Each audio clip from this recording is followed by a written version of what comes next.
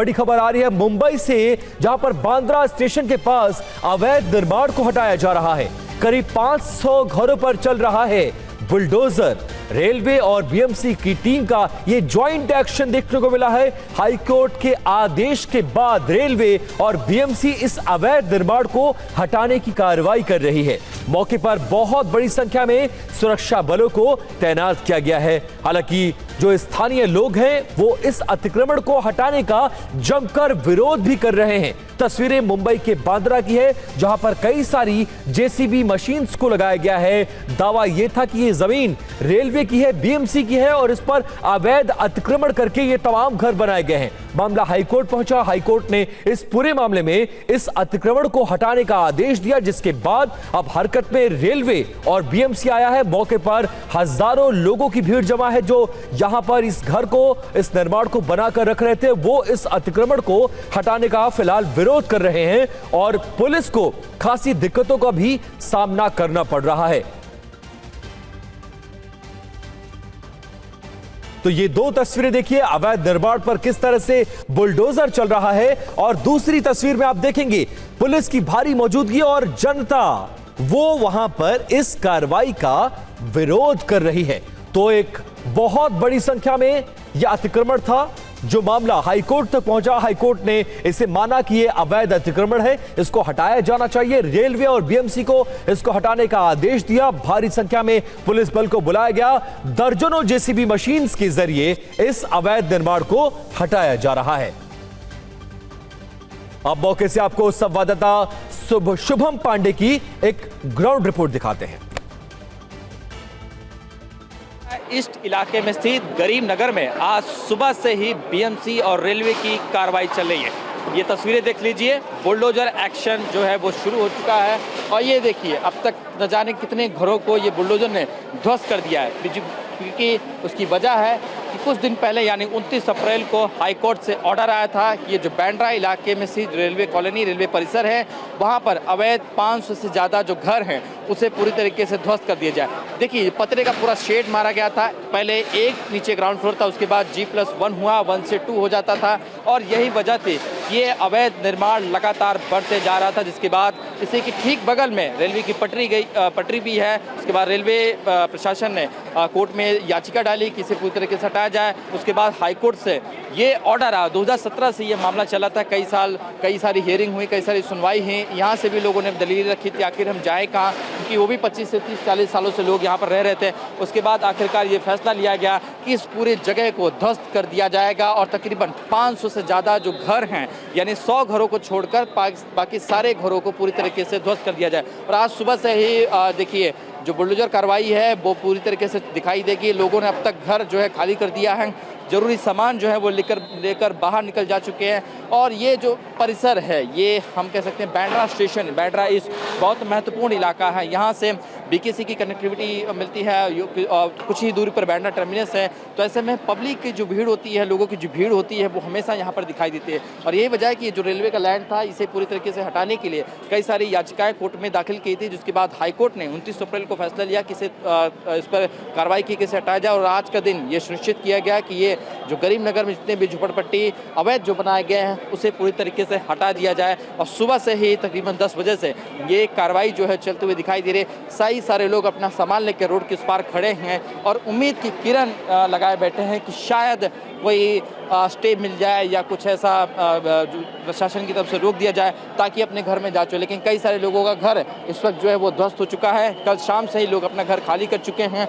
कई सारे लोग दूर दराज जा चुके हैं। लेकिन सवाल उठता है कि आखिर इन्हें यहाँ पर बसाया किसने था, आखिर ये बसे कैसे? क्योंकि कई सालों से बांद्रा स्टेशन की जब बात होती है तो एक तस्वीर आती थी कि आखिर ये अवैध निर्माण कब हटेगा, क्योंकि बांद्रा इलाका कई सारे बड़े नेताओं का घर रह चुका है, कई बड़े फिल्म स्टार यहाँ पर रहते हैं। तो जब भी मुंबई से बाहर जो लोग आते थे वो कहते थे कि बांद्रा स्टेशन पे आखिर क्या कुछ चल रहा है। लेकिन बहरहाल जिस तरह से ये जो अब पूरी तरीके से ध्वस्त कर दिया गया है और तमाम जो लोग हैं अपने घरों के बाहर इंतजार कर रहे हैं कि आखिर वो कहाँ जाएं। लेकिन ये जो कार्रवाई है अगले 2 से 3 दिनों तक चलने वाली है।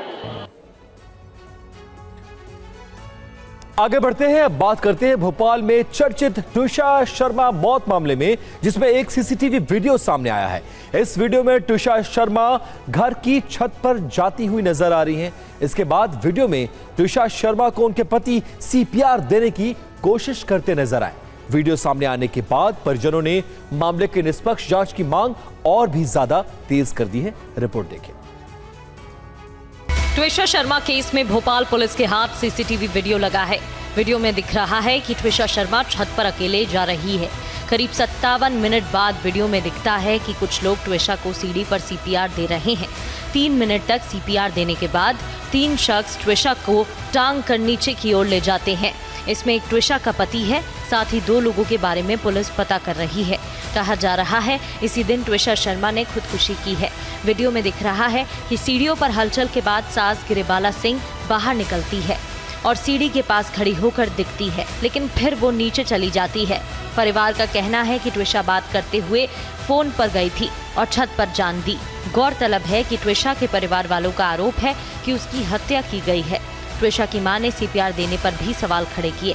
भोपाल पुलिस ने मामले की जांच के लिए एसआईटी टीम का गठन किया।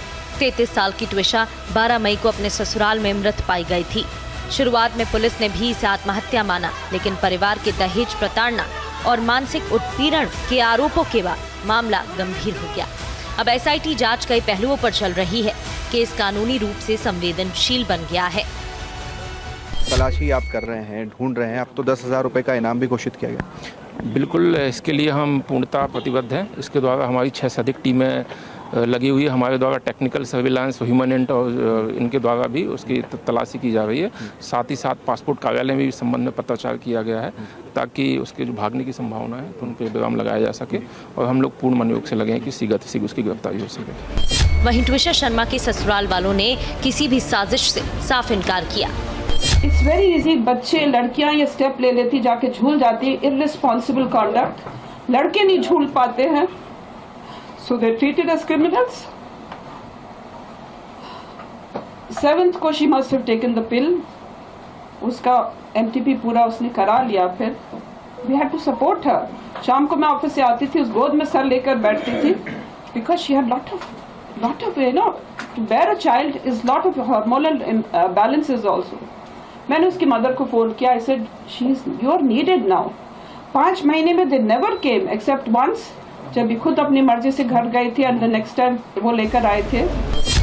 ट्विशा शर्मा मूल रूप से यूपी के नोएडा की रहने वाली थी और पढ़ाई लिखाई में उसने एमबीए की डिग्री हासिल की थी। इसके अलावा वो मार्केटिंग और कम्युनिकेशन सेक्टर में काम कर चुकी थी और दिल्ली में लंबे समय तक नौकरी करती रही। वो मॉडलिंग और फिल्म इंडस्ट्री से भी जुड़ी रही। ट्विशा मिस पुणे रह चुकी थी और एक तेलुगु फिल्म में भी काम कर चुकी थी। इसके अलावा वो योग ट्रेनर और मेडिटेशन से भी जुड़ी थी। ट्विशा की शादी दिसंबर 2025 में भोपाल के वकील समर्थ सिंह से हुई थी, जो एक पूर्व सत्र न्यायाधीश गिरिबाला सिंह का बेटा है। शादी के बाद से ही उसके जीवन में तनाव और विवाद की बात सामने आ रही थी। पुलिस के अनुसार 12 मई की रात ट्विशा अपने घर में फंदे से लटकी हुई मिली थी। अस्पताल ले जाने पर डॉक्टर्स ने उसे मृत घोषित किया। मौके से कोई सुसाइड नोट नहीं मिला। कहा जा रहा है कि उस रात ट्विशा अपने परिवार से देर रात तक संपर्क में थी और घर छोड़ने की बात कह रही थी। परिवार का आरोप है कि शादी के बाद से ही ट्विशा पर मानसिक और शारीरिक दबाव बनाया जा रहा था, लगातार परेशान किया जा रहा था। हमने अपनी बेटी सुरक्षित और बहुत अच्छी डायनेमिक बेटी उनको हाथ दी थी। ऐसा कोई उसके अंदर अवगुण नहीं था कि जिसको इतना प्रोमिनेंट बताया गया है। और 5 महीने में कोई ऐसी डेवलपमेंट नहीं हो जाती है कि जिसके लिए आदमी इसको सिंकोफीनिया बता दिया गया। अगर ये सिंकोफीनिया है तो हम सारे लोग सिंकोफीनिया हैं। और भोपाल की ट्विशा की सास का इस पूरे मामले में क्या कुछ कहना है, संवाददाता शुभम गुप्ता ने गिरिबाला सिंह से बातचीत की है, वो आपको सुनाते हैं। उस रात को लेकर जो ट्विशा की मां है, उनके द्वारा ये कहा गया कि 10:05 पर उनके पास ट्विशा का फ़ोन आया। उन्होंने कहा, मां मुझे बचा लीजिए, मुझे लेने आ जाइए। इस दौरान समर्थ की आवाज़ आई, ये उनकी मां का कोट कर रहा हूँ मैं, और फ़ोन कट हो गया। उसके बाद मैंने फ़ोन लगाया, आपने फ़ोन नहीं उठाया। थोड़ी देर बाद फ़ोन उठाया और फिर ये आवाज़ उन्हें आती है कि पल्स है, पल्स है। और थोड़ी देर बाद ये कह दिया जाता है कि शी इज़ नो मोर। क्या हुआ था उस रात? देखिए, ये एक रात की बात नहीं है। मुझे तो लगता है कि अगर हम सोचे कि 3 लोग ही थे तो 3 नहीं थे, एक शिज़ोफ्रेनिक पर्सनालिटी में 4 होते हैं। मैं कह नहीं सकती हूँ पूरे यकीन से कि क्या था, लेकिन पर्सनालिटी डिसऑर्डर तो था, एडजस्टमेंट प्रॉब्लम थी, एंजाइटी थी, और ये साइकियाट्रिस्ट के डॉक्यूमेंट्स भी बता रहे हैं। जहाँ तक हमारा उसके साथ संबंध या समर्थ का संबंध उस रात को है, 9/20/25 के बाद तो हम लोग उसके ना फिजिकल ना कम्युनिकेशन के दायरे में आए नहीं, क्योंकि हम दोनों लोग अपने अपने कमरे में थे। वो कई बार हेडफोन्स लगा के बात करने जाती थी। She said I need space. तो मैं सबसे पहले जब कॉल आया, मैंने जाकर यहाँ देखा तो दरवाज़ा बंद है। समर्थ को फ़ोन किया, इसको फ़ोन किया तो उठा नहीं रही थी फ़ोन, तो हम लोग तुरंत ऊपर की तरफ गए। ही सेड कि कई बार ऊपर भी जाके बात करती है। ऊपर गए तब उसको पहली बार देखा कि लटक रही है। मैं तुरंत उसकी मदर को बताया कि ये हालत है, मैं हर पल में उनको एक रिपोर्ट दे रही थी। ये प्रेशर लगा रहा था, रोए जा रहा था, और बड़ी मुश्किल से बहन का बेटा भी आ गया था नीचे। हम लोग उसको लाए, कैसे गेट खोला, गाड़ी में डाला, इमीडिएटली एम्स, जहाँ मुझे पता ही नहीं था कहाँ क्या इमरजेंसी है, वहाँ हम लोग गए नंगे पैर। वो मैं पेटीकोट और एक कुर्ता पहने हुए सिंपली इस हालत में हम लोग गए। And then she was declared dead. और तब मैंने उनको बताया now she is no more. इतना ही टाइम गैप रहा है। आगे बढ़ते हैं, बात करते हैं ग्रेटर नोएडा की दीपिका सुसाइड केस में, जिस मामले में उनकी पोस्टमार्टम रिपोर्ट से अब एक नया पर्दाफाश हुआ है। दीपिका के शरीर पर चोट के कई निशान बरामद हुए हैं। दीपिका को कई बाहरी और आंतरिक चोटें हैं, ये पीएम की रिपोर्ट कहती है। परिजनों का आरोप है कि दहेज के लिए दीपिका को बहुत ज्यादा प्रताड़ित किया गया। दीपिका के पति और ससुर को फिलहाल पुलिस ने गिरफ्तार कर लिया है।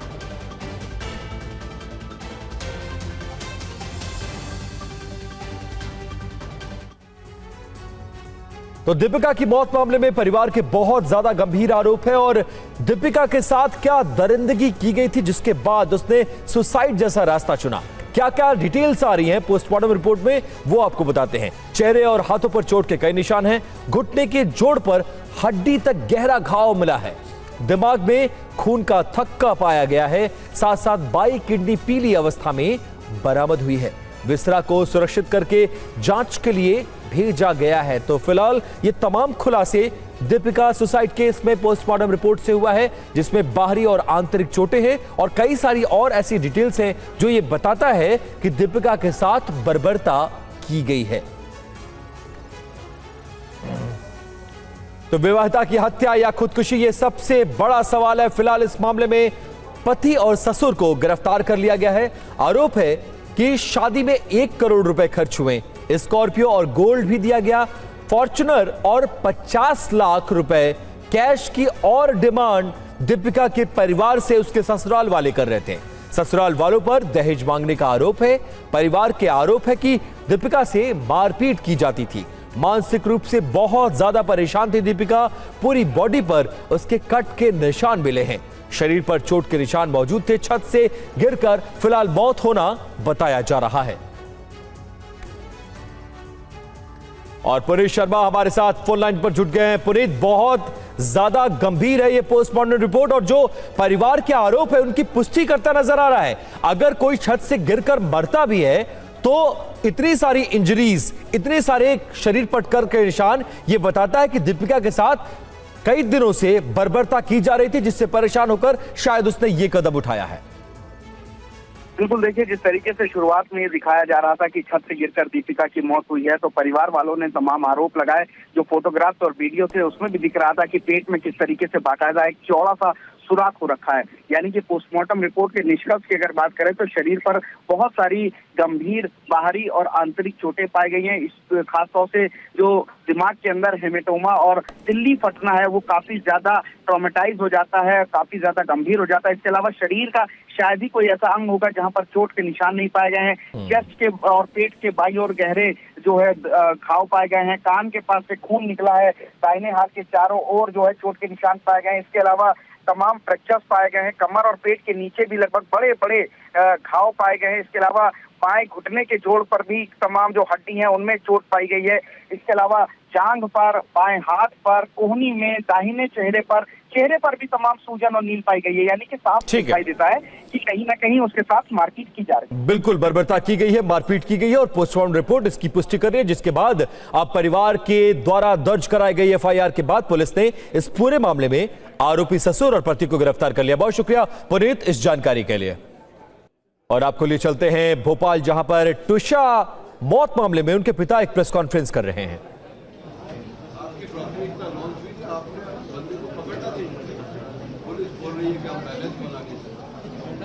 दिखाता है कि कितने रसूख वाले लोग हैं। हमारा आपसे निवेदन है, इन रसूख वाले लोगों से पूछो कि भैया ये बेटा कहाँ है तुम्हारा, क्यों एक्सकॉन्डिंग है बेटा।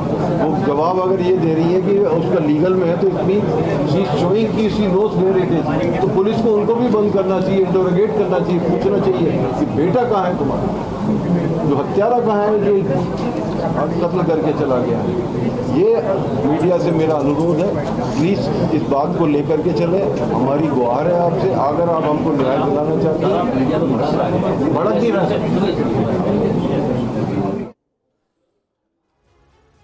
आगे बढ़ते हैं, बात पश्चिम बंगाल की करने जा रहे हैं। पश्चिम बंगाल के मुख्यमंत्री शुभेंदु अधिकारी के पीए मर्डर केस में सीबीआई को अब एक बड़ी सफलता मिली है। यूपी से एक और शूटर को गिरफ्तार किया गया है।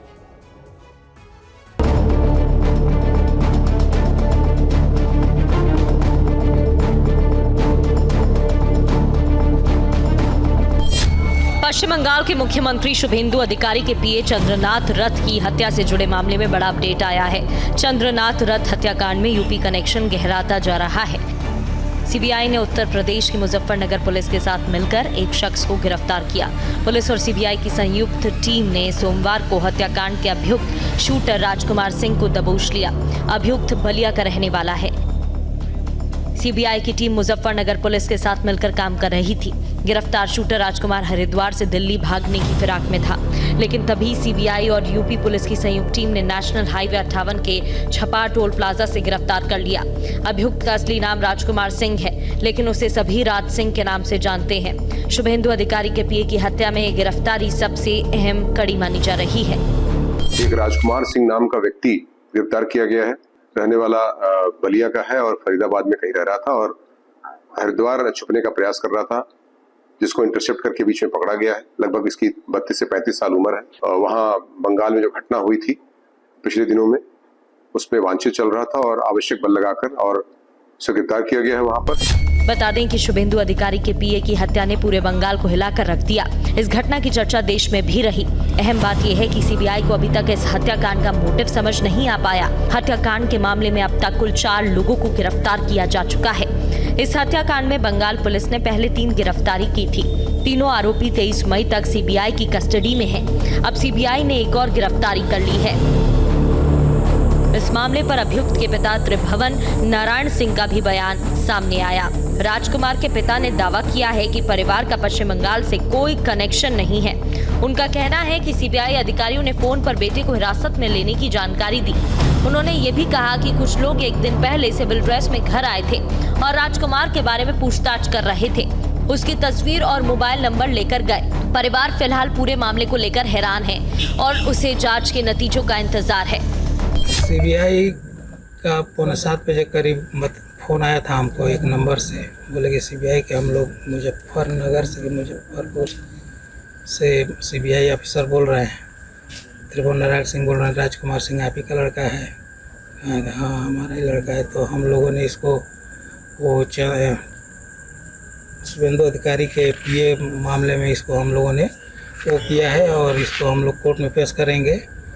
ऐसा है कि कोई नंबर वो बताए अपना, एक मतलब मुकदमा संख्या टाइप का कुछ ऐसा बोले 2026, लेकिन उसको समझ नहीं पाया। पश्चिम बंगाल के मुख्यमंत्री शुभेंदु अधिकारी के पीए चंद्रनाथ रथ की 6 मई को मध्यग्राम में गोली मारकर हत्या कर दी गई थी। ये घटना पश्चिम बंगाल विधानसभा चुनाव के नतीजों की घोषणा के 2 दिन बाद हुई थी। पुलिस के मुताबिक चंद्रनाथ रथ की एसयूवी को उनके घर के पास एक सिल्वर रंग की कार ने रोका था। इसके बाद 2 पहिया वाहनों पर आए हथियारबंद हमलावरों ने उन पर हमला कर दिया। हमलावरों ने बेहद नजदीक से गोलीबारी कर रथ की हत्या कर दी और बाद में वाहन छोड़कर मौके से फरार हो गए। जांच के दौरान कई अभियुक्तों के संबंध उत्तर प्रदेश से जुड़े पाए गए। इसके बाद मामले की गंभीरता को देखते हुए जांच सीबीआई को सौंप दी गई। इस हत्याकांड में बंगाल पुलिस ने पहले 3 गिरफ्तारी की थी, जो सीबीआई की कस्टडी में है। अब सीबीआई ने एक और गिरफ्तारी की है। इस तरह राजकुमार सिंह को मिलाकर अब तक कुल 4 गिरफ्तारी हो चुकी है। अब जांच एजेंसी हत्या की साजिश, नेटवर्क और फंडिंग के तार खंगाल रही है।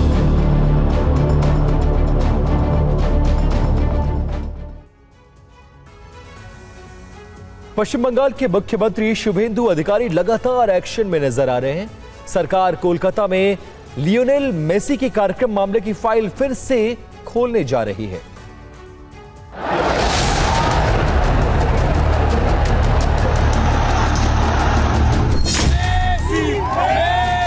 पिछले साल दिसंबर में कोलकाता के युवा भारती क्रीड़ांगन में दिग्गज फुटबॉलर लियोन मेसी का कार्यक्रम आयोजित किया गया था। कार्यक्रम में बड़े पैमाने पर गड़बड़ी के आरोप लगे थे। अब पश्चिम बंगाल की बीजेपी सरकार कुप्रबंधन मामले की फाइल फिर से खोलने जा रही है। राज्य के खेल मंत्री निशित प्रामाणिक ने बताया कि इस मामले से जुड़ी सभी फाइलें और औपचारिक रूप से मंगाई गई हैं और पूरे घटनाक्रम की नई सिरे से जांच कराई जाएगी। बता दें, कार्यक्रम के दौरान ग्राउंड पर तत्कालीन खेल मंत्री अरूप विश्वास समेत बहुत से लोगों ने मेसी को घेर रखा था। हजारों रुपए के टिकट खरीदकर स्टेडियम पहुंचे लोग दर्शक दीर्घा से उन्हें नहीं देख पाए। मेसी भी कुप्रबंधन से नाराज होकर कुछ ही देर में स्टेडियम में चले गए थे। इसके बाद गुस्साए दर्शकों ने स्टेडियम में तोड़फोड़ की थी। प्रमाणिक ने कहा कि उन्हें मंत्रिपरिषद की शपथ लिए 10 दिन भी पूरे नहीं हुए। सरकार शुरू से ही उन लोगों को न्याय दिलाने के लिए प्रतिबद्ध है जिन्हें मेसी कार्यक्रम में अपमान और धोखे का सामना करना पड़ा था। मामले में जिम्मेदार लोगों की पहचान कर उनके खिलाफ कार्रवाई की जाएगी। जिन फुटबॉल प्रेमियों ने महंगे टिकट खरीदे थे उन्हें उनकी मेहनत की कमाई लौटाई जाएगी। सरकार ने कार्यक्रम आयोजकों को साफ निर्देश दिया है कि दर्शकों को टिकट का पैसा वापस किया जाए। जरूरत पड़ने पर खेल विभाग इस प्रक्रिया में मदद करेगा। आपको बता दें, मेसी को देखने के लिए लोगों ने 15 से 18 हजार रुपए तक के टिकट खरीदे थे। इस मामले में पुलिस ने मुख्य आयोजक शत्रुघ्न दत्ता को हिरासत में लिया था। उन्हें जेल भी जाना पड़ा था। जमानत पर रिहा होने के बाद शत्रुघ्न ने हाल ही में दावा किया कि उन्हें प्रशासन की विफलता में बलि का बकरा बनाया गया। कानून व्यवस्था संभालना आयोजक का नहीं बल्कि पुलिस और प्रशासन का काम था। वहीं टीएमसी के राष्ट्रीय महासचिव और लोकसभा सांसद अभिषेक बनर्जी की मुश्किलें बढ़ती जा रही है। कोलकाता नगर निगम ने अब नियमों के उल्लंघन को लेकर आधिकारिक नोटिस जारी किया है। कोलकाता नगर निगम अभिषेक बनर्जी के 2 घरों को लेकर नोटिस भेजा है। ये नोटिस कालीघाट रोड और शांति निकेतन बिल्डिंग को लेकर जारी किया गया है। हालांकि बोर्ड केएमसी के अधीन है और मेयर फिरहाद हकीम है, फिर भी यह नोटिस शहरी विकास मंत्री अग्निमित्रा पॉल के निर्देश पर नगर निगम के सचिव द्वारा भेजा गया है, जिसमें पूछा गया है कि क्या निर्माण के दौरान नियमों का पालन किया गया है। केएमसी सूत्रों के मुताबिक निगम ने अभिषेक बनर्जी के दोनों आवासों के निर्माण कार्यों पर गंभीर सवाल उठाए हैं। ये कार्रवाई कोलकाता नगर निगम की धारा 401 के तहत की गई है। निगम में जांच कर रहा है कि क्या इन दोनों संपत्तियों के निर्माण के दौरान तय शहरी मानदंडों और बिल्डिंग बायलॉज का पूरी तरह से पालन किया गया है।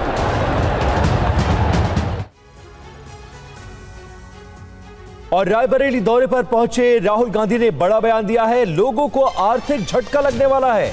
किसान युवाओं को आर्थिक झटका लगेगा, ये राहुल गांधी कह रहे हैं। कार्रवाई के बजाय सरकार लोगों पर पाबंदी लगा रही है। 2 दिन के अपने संसदीय क्षेत्र रायबरेली के दौरे पर पहुंचे हैं राहुल गांधी।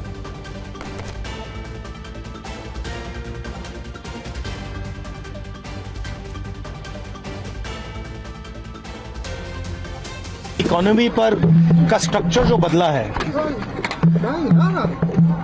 अब आर्थिक तूफान आ रहा है और उन्होंने जो स्ट्रक्चर बनाया है अदानी अंबानी वाला, वो अब खड़ा नहीं रहेगा, वो टूटेगा पूरा का पूरा। और दुख की बात है कि नुकसान आम जनता को, मतलब वो अपने महलों में बैठे रहेंगे और यूपी के जो युवा हैं, यूपी के की जो जनता है, उनको पूरा का पूरा शॉक उनको लगेगा। आपने पहले तो दुख की, मुझे बोलने दीजिए, मुझे बोलने दीजिए सर। आपने सवाल पूछा है तो बोलने तो दीजिए ना।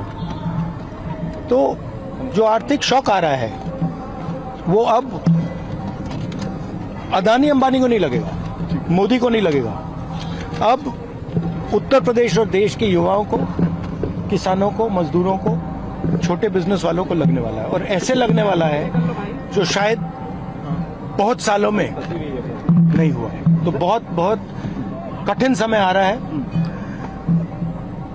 एक्शन लेने के बजाय नरेंद्र मोदी देश से कह रहे हैं कि फॉरेन ट्रिप पर मत जाओ और नरेंद्र मोदी दुनिया का चक्कर काट रहे हैं। तो ये हालत। और इस वक्त त्विषा की बहन मीनाक्षी TV9 भारतवर्ष के साथ जुड़ चुकी हैं। मीनाक्षी, कई सवाल इस पूरे मामले पर जिस तरीके से फैक्ट्स आ रहे हैं खड़े कर रहे हैं, क्योंकि यहाँ त्विषा को लेकर परिवार वालों के जो आरोप हैं वो कहीं ना कहीं उनकी रोजमर्रा की लाइफ, उनके कंडक्ट को लेकर कई सवाल खड़े कर रही हैं।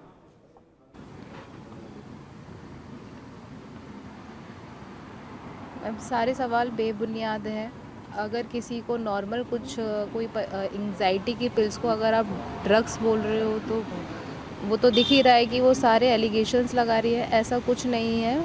वो यहाँ पहले 30 साल तक वो ठीक थी, 31 साल तक ठीक थी, अच्छी लाइफ जी रही थी, खुश थी, अच्छा काम कर रही थी। इनके घर में ही आके उसको ये वो ड्रग एडिक्ट बन गई। ये सारे झूठे एलिगेशंस लगाए जा रहे हैं उनके द्वारा। क्यों करेंगे वो ऐसा कुछ भी नहीं है।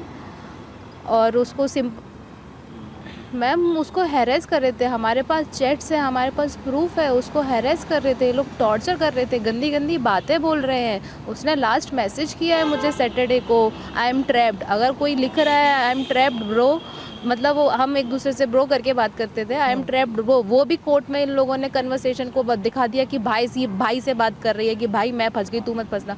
गलत, हर चीज़ को गलत इंटरप्रेट कर रहे हैं। इनको खुद ही नहीं पता कि ये लोग क्या बोल रहे हैं, क्या कर रहे हैं। उसने मेरे को सैटरडे को मैसेज किया है आई एम ट्रैप्ड, और फिर ट्यूसडे को ये हमें न्यूज़ मिल रही है। तो वो साफ साफ दिखा रही थी कि वो किसी जाल में फंसी हुई है। नहीं तो ऐसा कब से हो रहा था, क्या ये भी बताया? क्योंकि ये सिर्फ महज 1-2 हफ्ते की बात नहीं है, क्योंकि इस तरीके से जो टॉर्चर को लेकर आरोप लगाए गए हैं, जाहिर सी बात है उसको लेकर एक ग्राउंड दोनों परिवार अपनी तरफ से रख रहे हैं। मैम वो दिसंबर में उसकी शादी हुई है, मार्च में उसकी भाई की शादी हुई है। उसका दिल्ली आना जाना लगा रहा था क्योंकि शॉपिंग करने आ रही है, कभी कुछ करने आ रही है। फिर फादर को हार्ट अटैक आया, उसमें वो बिज़ी हुई। तो वो यहाँ पे 1-1.5 महीने रही है। 1-1.5 महीने में ही इन लोगों ने उसको इतना परेशान कर दिया, उसको इतना ज़्यादा टॉर्चर कर रहे थे ये लोग, उसकी जान ले ली। It's a simple murder, it is a clear murder. नहीं, वो तो काउंसलिंग की भी बात कर रहे हैं। और जो बात आपने दिल्ली की कही ना, हमारे सहयोगी से ही फैमिली वालों ने बातचीत करते हुए ये कहा कि उसका दिल्ली जाना, ग्लैमर वर्ल्ड में उसका झुकाव ज़्यादा होना, यहाँ तक कि ये कहना कि वो कहीं ना कहीं साइकोलॉजिकल ट्रीटमेंट भी ले रही थी। मैम ये सारे एलिगेशंस है। ग्लैमर वर्ल्ड वो तो 2012 में मिस पुणे थी, 2021-22 में उसकी फिल्म रिलीज़ हुई। अभी तो वो जॉब कर रही थी एक जर्मन कंपनी में, अच्छी मार्केटिंग में कम्युनिकेशन मैनेजर थी, अच्छी कंपनी में उसकी जॉब थी। ये सिर्फ झूठे एलिगेशंस हैं। आप खुद देखो ना, जिसने इंडस्ट्री 4-5 साल हो गए उसको इंडस्ट्री छोड़े हुए, वो अभी कैसे हो सकता है? ये तो अभी वो जॉब कर रही थी, नॉर्मल जॉब कर रही थी वो। नहीं तो मीनाक्षी, मैं क्योंकि इन फैक्ट्स की बात इसलिए कर रही हूँ, ये वो बातें हैं जो मीडिया से बातचीत करते हुए उनके परिवार की तरफ से सामने रखी जा रही है। मेरा ये कहना है कि अभी तक की इन्वेस्टिगेशन को देखते हुए क्या परिवार ने जो बोला है, हाँ उनके परिवार ने जो बोला है सारे फेक एलिगेशंस है। रिपोर्ट में कोई भी ड्रग का कुछ भी नहीं आया है। अगर ऐसा होता तो रिपोर्ट्स में आ जाना चाहिए था। अपने बेटे का क्यों नहीं चेकअप कराया उन्होंने? अगर ऐसा था तो अपने बेटे का भी टेस्ट कराते। ये सारे सवाल उनसे पूछे जाए। मैम वो 7 डेज़ हो गए हैं उसकी बॉडी को वहाँ पे, अभी हम लोग उसका अंतिम संस्कार नहीं कर पा रहे हैं। तो मेन आप ये देखिए ना कि कितना बड़े इन्फ्लुएंसर लोग हैं ये लोग, कि ये लोग सेकंड PM भी हमें परमिशन नहीं मिल रही है। मतलब सेकंड PM कराना इट्स आवर राइट्स, वो भी हमें नहीं मिल पा रहा है। तो इट्स मीन कि ये लोग कितने पावरफुल लोग हैं। तो इतने पावरफुल लोग तो फिर कुछ भी बातें बोलते हैं, कुछ भी झूठे एलिगेशन। अपने आप को तो बचाएंगे। उनका बेटा किधर है? समर सिंह भाग गया ना, कहाँ है? उसको क्यों नहीं ढूंढ रही है पुलिस? आप क्वेश्चन उनसे पूछिए कि वो कैसे 10,000 का उसके ऊपर वारंट निकाला है। तो आप ये देखिए कि कौन उसको पकड़ेगा? कोई नहीं। उसको पुलिस क्यों नहीं पकड़ रही है? This is our question. मेरा देखिए, मैं इस बात को बहुत अप्रिशिएट करती हूँ कि आपने अपने को खोने के बावजूद इतने फर्म तरीके से आप ये फैक्ट्स को सामने रख पा रही हैं। बहुत हिम्मत चाहिए मीनाक्षी इसके लिए। लेकिन ये बड़े सवाल, पूरे मामले की इन्वेस्टिगेशन जिस तरीके से खड़ी कर रही है वो है आरोपों के आधार पर। आपके आगे आपकी बहन ने इन फैक्ट्स को कब अनफोल्ड करना शुरू किया था? अगर वो आपको बाद में ये कहती हैं कि वो ट्रैप है, तो जाहिर सी बात है कुछ तो उनके आप ऊपर उसकी बीत हिस्ट्री रहा निकाल होगा के ना? देख लीजिए मैम, उसकी हिस्ट्री निकाल के देख लीजिए आप। इतनी ज़्यादा अच्छी, इतनी ज़्यादा पोलाइट, इतना ज़्यादा उसने अगर इतनी ज़्यादा इतने रिस्पेक्ट अगर कमाई है तो इसका मतलब कुछ होगा ना किसी इंसान के अंदर। इतने लोग उसको जानते हैं तो कुछ उसकी पर्सनैलिटी रही होगी ना।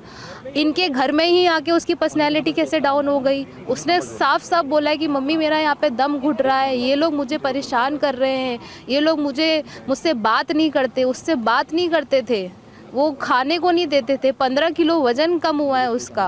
ये सारी चीज़ें दिखा रही है ना कि ये लोग कितना ज़्यादा उसको टॉर्चर करते थे, कितना ज़्यादा हैरेसमेंट था उसके साथ, मेंटली, फिजिकली, हर चीज़ का हैरेसमेंट। जब उनको लगा कि अब हम कुछ नहीं कर सकते तो उसने उनको मार दिया। उनको यही सही लगा, यही करते हैं लोग, ऐसे ही होता है लड़कियों के साथ। मीनाक्षी और समर्थ और अगर उसको रहना, वो मुझसे खुद, उसने मेरे पास एक हफ्ते पहले कॉल आया था। त्विषा के साथ ऐसा था? हाँ, आप अपनी बात कंप्लीट करिए, पहले बोलिए। मैम, वो किसी से बात ही नहीं करता था। अच्छा। उसका मेरे पास एक हफ्ते पहले कॉल भी आया था, वो जॉब के लिए बात कर रही थी। मैंने उससे बोला कि मेरे पास भोपाल में कोई कनेक्शंस नहीं है, तो कहाँ पे जॉब, मैं नहीं बता पाऊँगी। उसने मुझे बोला कि मैं दिल्ली, गुड़गांव, मुंबई कहीं भी जॉब कर लूँगी। इसका मतलब वो वहाँ से निकलना चाह रही थी ना। जब वो ऐसे बोल रही है कि मैं यहाँ से जॉब मैं बाहर ही करूँगी, तो फिर वो वहाँ पे क्यों रहना चाहेगी? ये तो सिंपल है, वो बात करके बता रही है मैं आ रही हूँ, टिकट बुक कर रही है, सब कुछ कर रही है, और फिर ये एकदम से वो खुद बोल रहे हैं कि 6 बजे पार्लर गई है। कोई लड़की 6 बजे पार्लर जाके 9, 10 बजे सुसाइड कर लेगी? क्या हुआ? कैसे कोशिश, खुद अपनी बातों में वो बोल रहे 9:30 बजे टीवी देख रहे हैं। सामने आया है मैम, वही आप देखिए ना सीसीटीवी में, आप देखिए उनकी मदर इन लॉ कितनी नॉर्मली वॉक कर रही है कि जैसे कुछ हुआ ही नहीं है घर में, कितना नॉर्मल चल रही हैं। और आप त्विषा की भी देखोगे फुटेज तो वो नॉर्मल हेडफोन्स है उसके हाथ में, नॉर्मल हेडफोन्स लेके वो ऊपर जा रही है, और उसको और बहुत नॉर्मल थी वो भी। उसकी आप देखोगे बॉडी लैंग्वेज बहुत नॉर्मल थी उनकी। और बाद में वो उसको सीपीआर दे रहे हैं, कैमरे के सामने ही सारा सीपीआर दिया जा रहा है। जहाँ पे कैमरा है, सीढ़ियों के सामने कैमरा है तो वहाँ सीपीआर दिया जा रहा है, ड्राइंग रूम में सीपीआर है, कैमरा है वहाँ सीपीआर दिया जा रहा है। छत पे क्यों नहीं सीपी, और ड्राइंग रूम में कौन अपना कैमरा लगाता है, छत पे क्यों नहीं कैमरा लगाता? अगर आपको इतना ही कैमरे लगाने का शौक है तो छत पे भी लगाते ना। छत पे डर रहता है ना कि कोई आना जाए। कि ये जो सीसीटीवी में मिनट्स हैं उसके बीच में छत पर ऐसा कुछ ना कुछ तो हुआ है। और आप टाइमिंग भी देख लीजिए, जो उन्होंने वीडियो दिखाया है उसमें आप टाइमिंग देख लीजिए। संडे की टाइमिंग है 8 बजे की, 8:12 की, और ये कब हुई है घटना? 12 तारीख को। आप तो वो खुद अपने ऐसे प्रूफ दे रहे हैं, खुद ही दिखा रहे हैं कि देखो हम गुनहगार हैं, वो तो खुद ही बता रहे हैं। आप टाइमिंग ही देख लीजिए, टाइमिंग ही नहीं मैच हो रही। इसका मतलब टेम्पर्ड वीडियो है ना सारी। अब जांच और कार्रवाई को लेकर आपको भरोसा है? मैम, बिल्कुल भरोसा नहीं हो रहा है। अभी तो 7 दिन हो गए, हमें परमिशन नहीं मिल रही है। हमारा तो सिर्फ ये है कि उसको शांति से जाने दें यहाँ से। उसकी बॉडी पड़ी हुई है, 7 दिन हो गए हैं, 7 दिन से वो सिर्फ वहाँ पे है। आप सोचो हम लोगों को कितना दर्द हो रहा होगा कि हमारी बहन बेटी 7 दिन से वहाँ पे पड़ी हुई है। 7 दिन हो गए उसको। और PM2 की, जो कि हमारा राइट है कराना, हम लोग चाहते, बिकॉज हम लोगों को यहाँ पे ट्रस्ट नहीं है किसी पे भी, तो हम चाहते हैं दिल्ली में, हम लोग वहाँ रहते हैं, हमारी पूरी फैमिली उधर है, हम लोग यहाँ पे धक्के खा रहे हैं 1 हफ्ते से, फैमिली मेम्बर सारे। मीनाक्षी, आप हिम्मत बनाए रखिए, और जिस हिम्मत के साथ आप इस वक्त इन तमाम फैक्ट्स को लेकर TV9 के साथ बातचीत कर रहे हैं उसके लिए भी बहुत बहुत शुक्रिया, क्योंकि जो आधार अभी तक पूरे मामले की। बस यही रिक्वेस्ट है, आप बोलिए मीनाक्षी। आपसे बस यही रिक्वेस्ट है कि प्लीज़ हमें PM2 की हमें परमिशन मिल जाए। आप लोग प्लीज़ इस चीज़ को आगे बोलिए हमें। और वो लड़का अभी तक घूम रहा है, वो अरेस्ट नहीं हुआ है। उनकी माँ बोल रही है ये तो पुलिस का काम है। अरे पुलिस आपने गायब कर दिया, पुलिस का काम है ढूंढना। अगर वो इतने ही सच्चे हैं तो वो तो घर में होता ना।